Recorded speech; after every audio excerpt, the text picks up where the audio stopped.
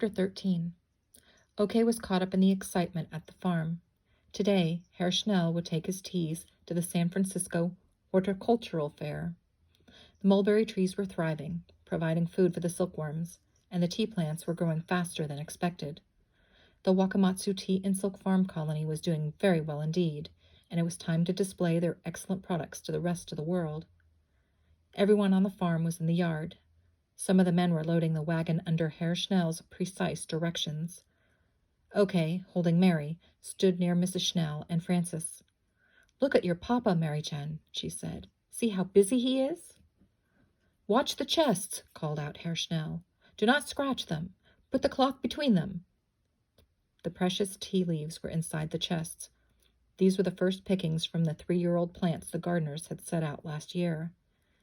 Kunino Suke, the carpenter, had made special chests of fine wood and polished them until they glowed. Herr Schnell had said to Kunino Suke, "The display boxes must be perfect so that people will expect the tea to be of the best quality, too." Carefully printed on the front of each box was Wakamatsu Tea and Silk Farm Colony, Gold Hill, El Dorado County, California. The workers wrapped the chests in fine Japanese silk and fitted them carefully into large crates. Herr Schnell rushed from one side of the wagon to the other. Okay thought he looked funny, but she dared not smile. Back and forth he went, his coat flying out behind him as he turned around quickly, checking everything, each chest and label and oil and rope. "Where's the oil? The precious tea oil," he yelled. "There it is, in the tall box." "The tea plants?" Yes, everything is there. It is time to go. We must leave now." And then he stopped, spun around, and strode toward his wife. Mrs. Schnell handed him a bento box wrapped in furoshiki, heavy with food. He took it from her, gave it to Kunino Suke, and said excitedly, "Jo-san, this is wonderful, is it not? The farm is successful. You see, it is true." He bent down, took one of her hands in both of his, and grandly brought it to his lips. He tickled Mary under the chin, whirled around once more, and laughed cheerfully. "Come, Frances-chan, come to your papa, and wish me luck."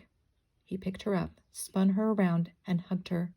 He put her down and strode quickly to the wagon. He and Kunino Suke settled themselves on the back buckboard.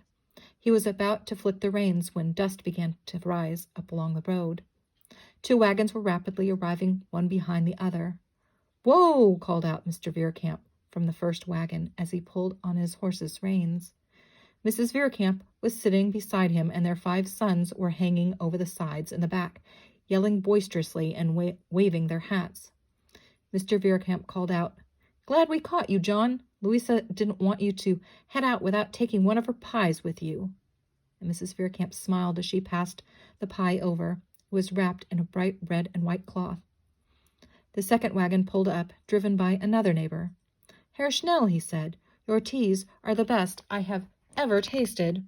Good luck at the horticultural fair." And he handed over a package that smelled deliciously like freshly baked bread. "Thank you," said Herr Schnell to each of them. And then he said quite loudly, "Does everyone in California know I am taking my teas to San Francisco? How wonderful!" And he sat up very straight, twirled his magnificent mustache, and smiled broadly. He flicked the reins, and the horses pulled the wagon away from the farm. Okay smiled. She thought Herr Schnell looked very happy today.